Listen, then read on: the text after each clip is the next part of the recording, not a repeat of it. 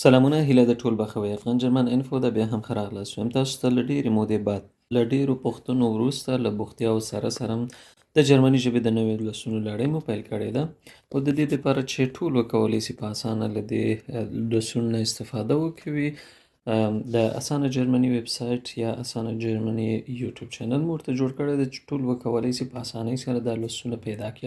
هلته به یوازې د الماني ژبې درسونه وي. اسانه AS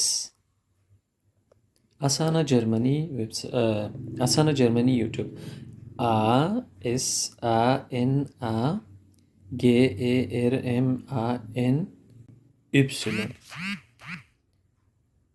اسانه جرمني دا مو ولیکه بیا به سرچ ورته ووهو. سرچ هم ووهه.